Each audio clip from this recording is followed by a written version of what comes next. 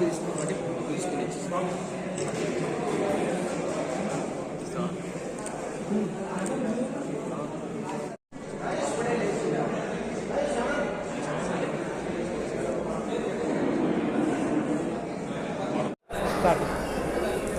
శ్రీరామ్. స్వామి వివేకానంద 162వ జయంతి సందర్భంగా పద్మశాలి యువజన సంఘం ఆధ్వర్యంలో జైరాబాద్ పట్టణంలోని వివిధ కుల సంఘాలు, ప్రజా సంఘాలు, యువజన సంఘాల యొక్క సహకారంతో 6వసారి ఇక్కడ పద్మశాలి భవన్ లోపల రక్తదాన శిబిరం ఏర్పాటు చేయడం చాలా గర్వించదగ్గ విషయం. అదేవిధంగా వీరికి ప్రత్యేక శుభాకాంక్షలు, కృతజ్ఞతలు తెలియజేస్తున్నాం. మరి రక్తదానం మహాదానం, అన్నిటికంటే గొప్పదానం.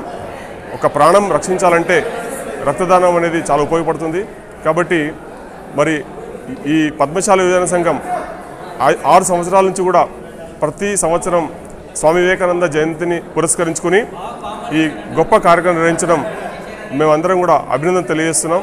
మరి ఇలాగే ఈ యువజన సంఘం వివిధ కార్యక్రమాలు నిర్వహించి ప్రజలకు సేవ చేస్తూ జైరాబాద్ పట్టణం లోపల మంచి పేరు ప్రఖ్యాతులు సాధించాలని భావిస్తూ వారికి ప్రత్యేకంగా కృతజ్ఞతలు తెలియజేస్తున్నాం.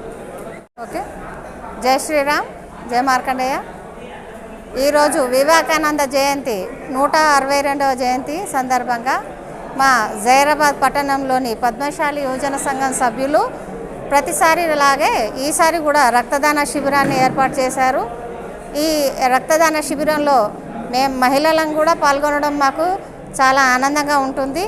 ఇక్కడ పురుషులతో పాటు మహిళలు కూడా రక్తదానాన్ని చేస్తారు కాబట్టి ఇది మేము ప్రత్యేకంగా చెప్పుకోదగ్గ ఆనందకరమైనటువంటి విషయము. ఈ రక్తదానం వల్ల వేరే వాళ్ళు ప్రాణాలను కాపాడే అవకాశము వీళ్ళకు ఉంటుంది, ఇక్కడ ఉంటుంది. కాబట్టి ఇట్లాంటి కార్యక్రమాల్లో మేము పాల్గొనడం మాకు చాలా సంతోషంగా ఉంది. ఇట్లాంటి కార్యక్రమాలు ప్రతిసారి జరుపుకోవాలని ఆశిస్తూ జై శ్రీ.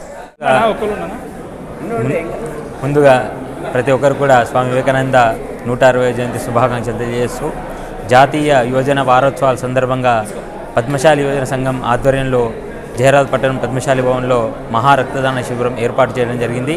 ఈ యొక్క మహా రక్తదాన శిబిరంలో ఇప్పటివరకు దాదాపు 200 మంది రక్తదానం చేయడం జరిగింది.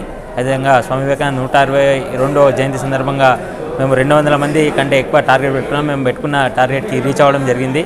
ప్రతి ఒక్కరు కూడా ఈ యొక్క మహా రక్తదాన శిబిరానికి తండోపతండాలుగా వచ్చి రక్తదానం స్వచ్ఛందంగా రక్తదానం ఇవ్వడం చాలా సంతోషదాయకం.